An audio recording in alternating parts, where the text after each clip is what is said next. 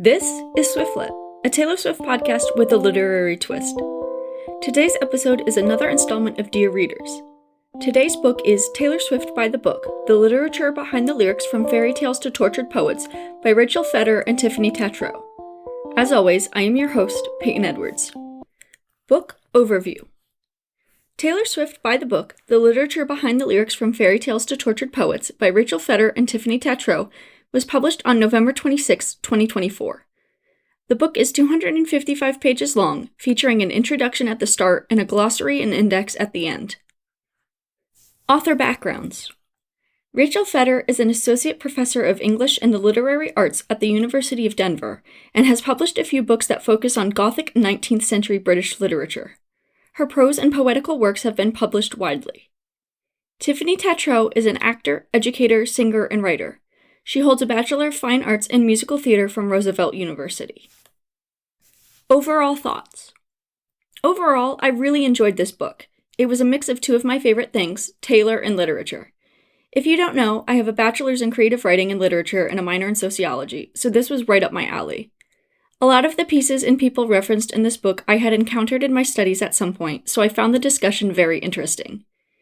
Even if you don't have the same in-depth literary background as me, Feder and Tatreau do a wonderful job of introducing and explaining various literary concepts so that they're approachable and accessible. In a traditional setting, these ideas can sometimes come across as dry and boring, but the two bring a lightness to the work by infusing their writing with wit and humor to make for an enjoyable reading experience. The book itself is broken into 8 eras, or chapters, to connect Swift's albums to a particular literary movement or style. After the introduction, the book begins with the Bildungsroman era, which discusses Swift's debut album. Next is the fairy tale era, which focuses on Fearless and Speak Now. After that is the modernist era, that explores Red in 1989. Then the decadent era, that tackles Reputation. After that is the sentimentalist era, that focuses on Lover. Then the romantic era, that delves into the sister albums Folklore and Evermore. Then the gothic era, that looks at Midnights. And then the final section is the postmodernist era that examines the Tortured Poets department.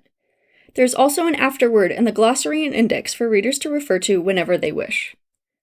At the start of each section, they introduce the album itself and the literary movement that will be at the center of the chapter. It also features a gorgeous illustration done by Bethany Manion that reference notable aspects of the particular era and album and blend it with the literary movement it best aligns with. Within the sections, it is broken down by album and then by song. For the songs, they zoom in on specific lyrics and draw clear connections to literary movements, ideas, and techniques. Throughout the sections are little side notes and something called The Swifties' Guide to Tortured Poets, which discusses a particular poet whose work can be found echoed in Swift's. These little bits aren't too terribly distracting and help provide even more context for what is being discussed. At the end of each chapter is a recommendation for books to read based on the particular album and literary movement, along with a motif playlist that looks at a specific motif that appears throughout Swift's work. The only place that I felt that something might be lacking was in terms of the Swift lore that was mentioned.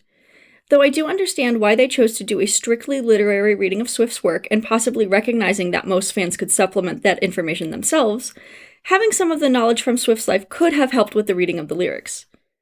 One of the points where this stuck out the most to me was in the section focused on 1989.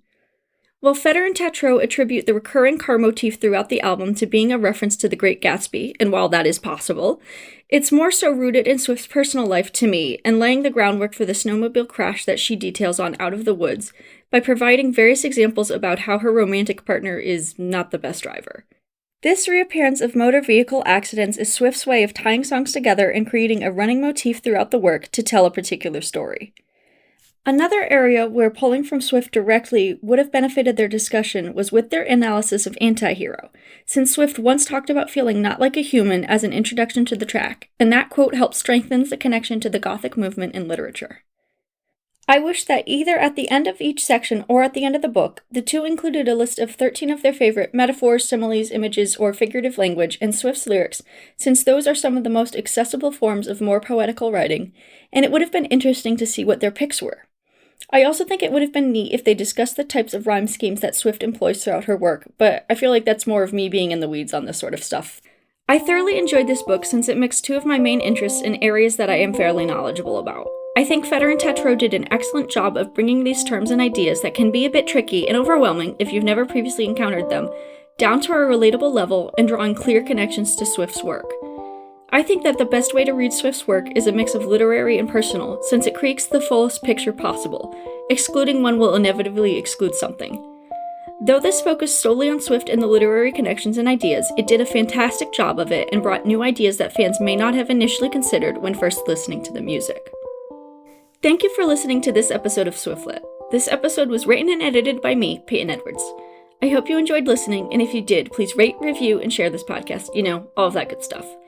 You can connect with me on Instagram and the site formerly known as Twitter @SwiftletPodcast.